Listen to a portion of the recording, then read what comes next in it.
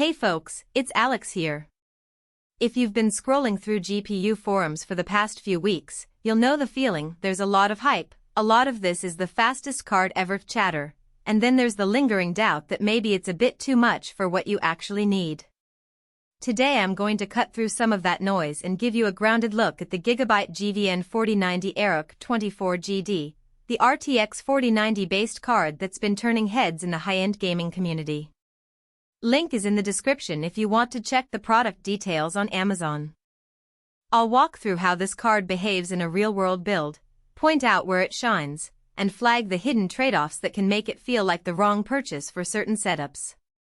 First off, let's talk about the kind of system you need to really let this GPU breathe.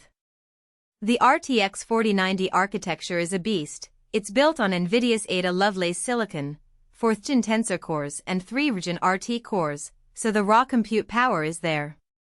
But you can't just drop it into an entry-level motherboard and expect miracles.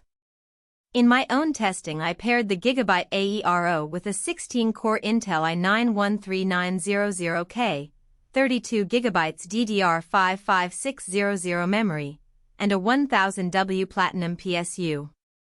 The rest of the rig was a fairly typical high-end gaming build, a 4K display, a couple of SSDs, and a decent case with good airflow. If you're still on a B560 board or a 450W PSU, the card will work, but you'll quickly run into bottlenecks or power limit throttling. So the first reality check, you really need a flagship-class platform to extract the full value out of this GPU. Now, what does the AERO actually do for you in day-to-day gaming?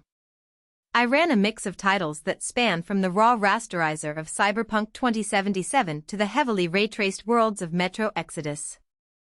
At 1440p ultra settings, the card consistently sat at around 80-90 FPS, which is more than enough for a 144Hz monitor.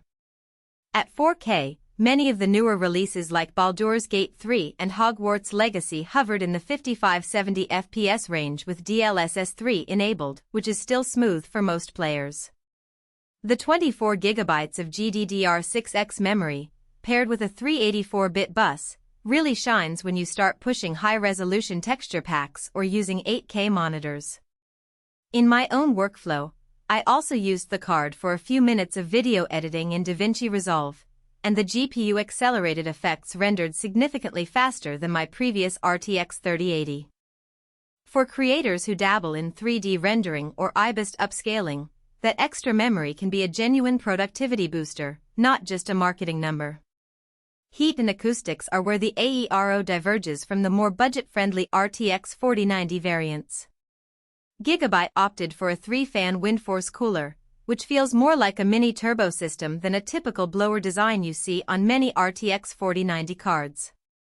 In a well-ventilated case, the fans spin up to around 2000 revolutions per minute under load, keeping the GPU core temperature in the low 70s Celsius.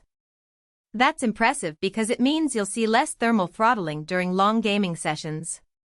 However, the price you pay is the audible footprint. The fans are noticeably louder than a reference blower. In a quiet bedroom setup, you might hear a constant hum that some users find distracting. If you prioritize a silent rig, you could look at models that use a larger, slower spinning fan or a vapor chamber design. The AERO's anti-sag bracket does prevent the card from drooping over time, which is a small but appreciated mechanical detail if you've ever seen a GPU bend under its own weight.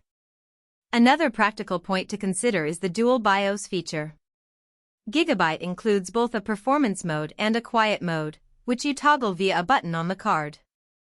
I tried the quiet profile for a few evenings of low-key gaming, and the card throttled down its boost clocks just enough to lower fan speeds, without a massive FPS drop. It's a handy option if you want to adapt the card to different usage scenarios without swapping firmware or flashing custom BIOSes. The RGB Fusion Lighting is there, but it's not overly aggressive. It can be turned off in the GIGABYTE control center if you don't want any distraction. Now let's talk money. The RTX 4090 series sits in the high six-figure range for most consumers, and the GIGABYTE AERO isn't the cheapest option on the market. You're looking at a price point that rivals a high-end gaming PC outright. So does it justify that cost? In my view, the value comes from three main areas. First, the future-proofing you get from 24 GB of VRAM. Second, the ability to run at 4K with ray tracing and DLSS without cranking the frame rate into the double digits. And third, the professional-grade workload acceleration for creators. If your primary use case is 1080p gaming with occasional esports titles, you'll likely be overpaying for horsepower you'll never tap. Conversely, if you plan to game at 4K, work with 3D assets, or experiment with AI-generated content, the card's extra memory and raw throughput become tangible benefits. On the downside, the power draw is notable. Even with NVIDIA's power efficiency improvements over the previous generation, the